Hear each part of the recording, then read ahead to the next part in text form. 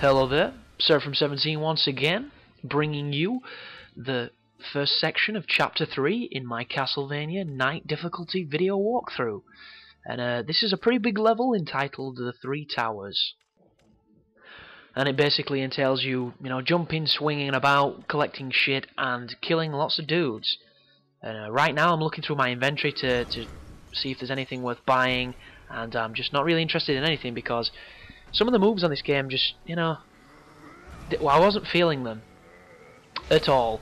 One thing now though is now that we've got the gauntlet, that move I just did then where you hold the right trigger and hold X, this one, to move the pillars, that is the most powerful move on the game pretty much, aside from maybe those crazy moves that you unlock for 20,000 essence or whatever the fucking currency is on this game, neutral souls or something. But it's really powerful. It does 50 points of damage, and 50 points of damage is quite a damn lot to most things. I mean, fighting these enemies now, these baby troll guys, it'll probably spray them instantly and kill them. I should be using the throw right now because it makes it a lot simpler to kill them. These aren't the trolls either, sorry, they're the werewolves. And there, you just saw what it does to them. It turns them into just a cloud of red mist. It's very powerful, and it's something you should always do against a boss or a strong enemy if you can stun them. If you can't stun them, don't even bother because they'll beat you up before you can fully charge it. But it works against the skeletons, it works against a ton of stuff. And if you use it in combination with the double jump in light magic, you can stun them with the light magic move, and then you can hit them with the punch. And right there is me fucking failing at this jumping section because this game... I completely forgot that I didn't have the capability to get across that gap. But I'll figure it out in a moment. It's just one of those slow parts of the game where I'm like, I know there's something I've got to do, I can't quite remember what it was, and it turns out you've got to go all the way back and use your dark energy to punch the statue through so that it enables you to climb over the gap. So if you just jump over that wall I just did there, punch that like that, this basically bridges the gap so you don't have any problems getting across it. But for the majority of this video, it's pretty simple stuff. It's basic, killing the enemies we've been killing for a while, doing numerous jumping sections. So I'm not going to talk in too depth about the strategy unless something comes up that I have to tell you that will save you some time. Instead, I'm just going to ramble on about a few things that are in my mind right now. One of them is the new Nintendo 3DS advert that I've just seen for the first time, and this is probably not that new to a lot of you that actually watch TV on a regular basis. I do not. That's what the internet is for in my eyes. What's the point in sitting through all those fucking adverts when you can just get it on the internet, no interruptions whatsoever? And I was watching it, and I always think the same about these advertisements, and I know I should probably be a little bit more lenient because that is one of the crystals that enables you to summon the Odin-esque character from this game. So if you have one, and or if you don't have one, that will refill it, and it just lets you know that you're able to use that win button if you need it from now on. I don't think you can get back to that area, so don't use your thing under the pretense of being able to backtrack and reclaim that crystal. And right up there is one of the Brotherhood arcs, but you can't open it until I think later on. I'm not too sure what the rule set is on those collectibles because truth be told I haven't got them. But enough about that shit. And I should be more lenient with the people in the adverts because they are actors, and it is marketed to a certain demographic, which is people ranging from, because I think what Nintendo are trying to do with it is they already know that kids are gonna fucking want it because all kids want the new gadgets. I mean, I've got two nephews and they're playing fucking Xbox and they're like 10, which is ridiculous if you ask me, because when I was 10 I was still on an N64 and I didn't even know what online gaming was. But I suppose that's just how times change. But kids are gonna get the new fucking DS. It could be a toaster, it could be like a cartographer kit, and they'd still get it because it's the new gadget, it's what everyone at school's talking about, and they'll beg the mum and the parents till they get it. So they don't necessarily have to target the younger audiences with their advertisements.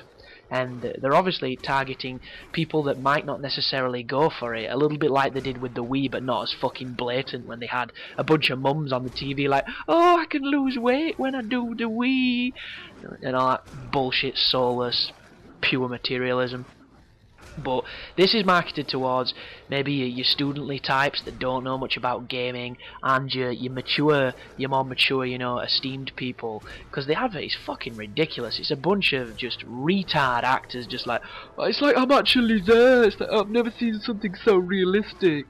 And you just know for a fucking cert, these are the same kind of people that when they think of video games, they think of like little kids in someone's basement playing board games because they don't know how far things have advanced. And a really, really good example of that kind of ignorance comes from fucking Mark Wahlberg of all places. And that is Marky Mark, the actor, if you're unmistaken by him.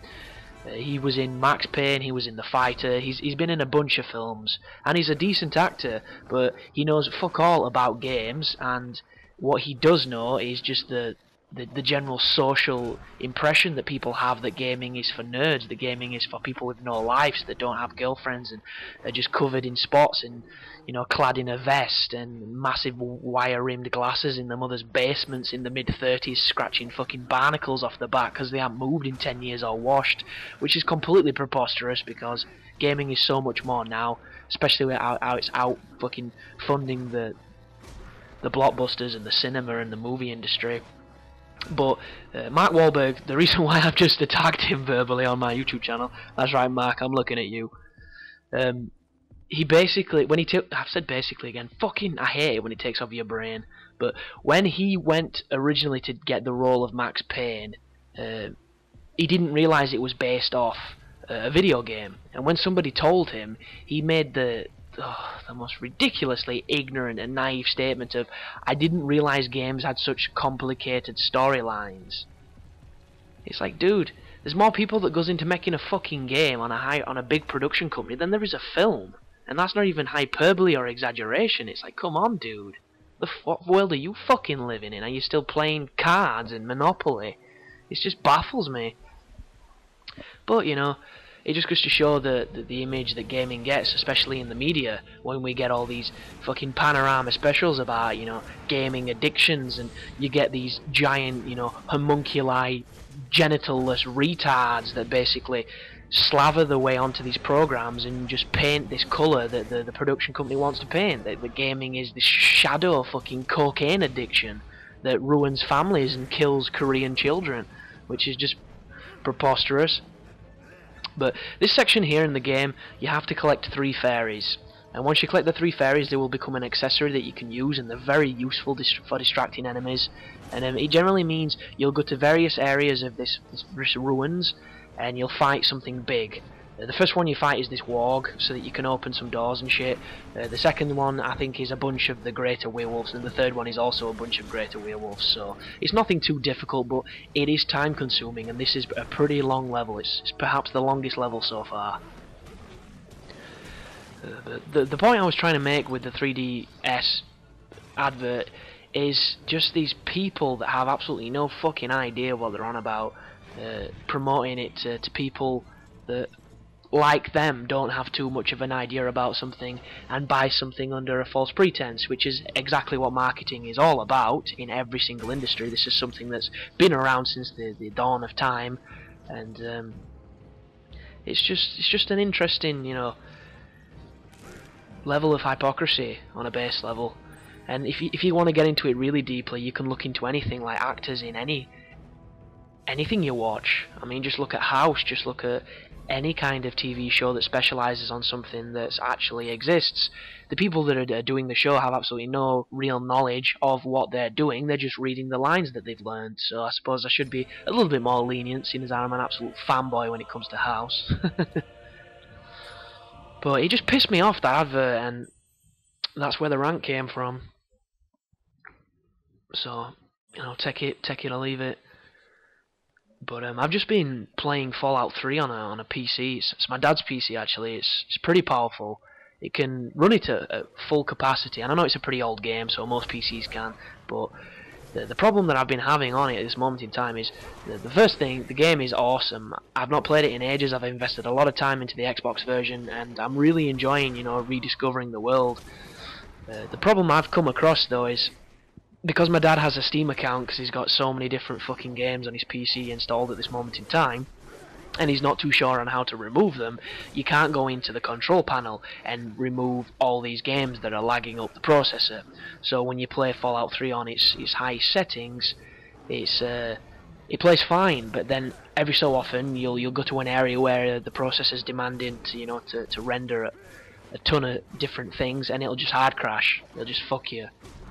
And it got to a point where every time I went into a different area it was doing it, and I had to drop down the quality, and it instantly fixed the problem. I just wish I could have gone onto his Steam account so I could get rid of like fucking Modern Warfare 2 and Call of Duty Black Ops and all this other shit that he's got on there that he don't play anymore because he's beat him.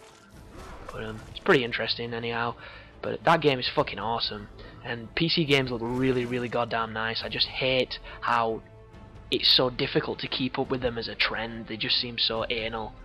And it is a market that is dying purely due to piracy and the expense that it costs if you really want to keep up with it. But during the summer I'm going to be getting my rig upgraded, so I'm definitely going to be getting a nice badass PC and doing some PC gaming. But I don't think I'll be recording any guides on it with fraps or anything, because there's no PC exclusives worth doing, and every single one that is either an MMORPG, which I couldn't care fucking less about, because MMORPG is gaming cancer if you ask me. And probably stuff like StarCraft, which is a fantastic game in its own right. I'm just not that into real-time strategies. These puzzles here involve turning on your power ability, either dark or light, and you have to correctly pick the corresponding ability. If you do it wrong, it will fuck it up and get rid of the ones you've pressed. So for this one, obviously it's 2 on the right are red, 1 on the left is blue. If you fuck that up, it will injure you a little bit and it will mess the entire thing up. That is and one thing to bear in mind is these never change. These are not a variable that randomizes itself. They will always be the same colour every single time you play through. And there's some sections where if you know what the colours are, you can completely skip fights. And it's a brilliant technique to use. And I would definitely advise knowing in advance so that you can do that. But we're coming to the end of the first part of this level. And there's a pretty challenging fight coming up if you get caught with your pants down like I often do. But once again guys, thanks for watching. I hope you're enjoying it, I hope it's helping, and you take care now.